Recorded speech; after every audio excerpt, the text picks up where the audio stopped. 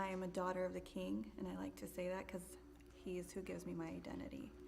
I'm here today to share my story on abortion back in 2011. I had my first abortion September of 2011. I had just turned 22. I had two daughters. The one had just turned 2 and one was 6 months. Before that, I was heavy on drugs. I was a meth addict. And my oldest daughter's dad was very, very abusive in every single way you could think of. When he found out I was pregnant, he told me, "You better have an abortion or I'm gonna kill you." And I was so lost.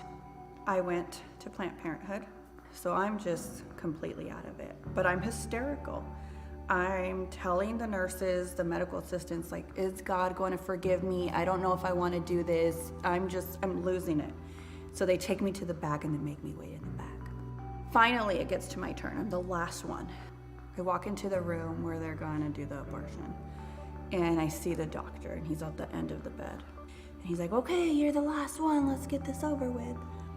I'm sitting on that bed. They're trying to find the vein. I'm still freaking out. The medical assistant is holding my hand. And so they hold me down, finally find the vein, and they sedate me. All the while I'm saying, no, I don't want to do this. I changed my mind. God's not going to forgive me. This is not okay. They held me down.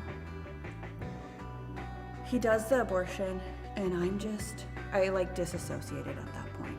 And they take me out of that room. They have me sit down for not even 5 minutes and then tell me to leave. And I'm just crying. I'm not even hysterical at this point, but I'm crying. And I go home, I lay on my couch, and I'm just crying and crying and crying. And I'm like, "Lord, I'm so sorry."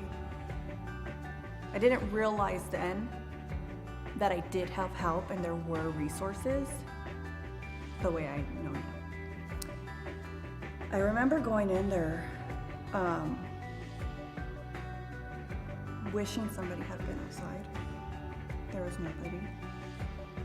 But it shows how merciful and how redeeming and gracious our God is. Now I'm a homeschool mom. I have 8 years of homeschooling under my belt. I have a homeschool ministry. I literally help so many families to homeschool, and in that I'm able to share my story and sow seed for the kingdom that otherwise I never would have. So the people that I see out like in front of Planned Parenthood, like let's just say in Mount Vernon, they probably feel that what they're doing is not helping.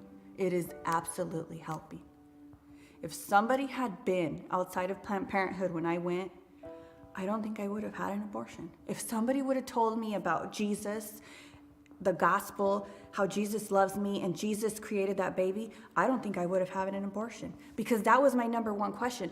And I can almost guarantee you that every single woman that goes out there is struggling with the same questions and the same fears, because God created us.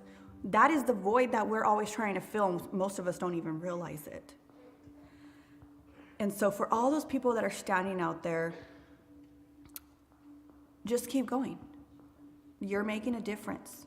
And may my story encourage you to keep going.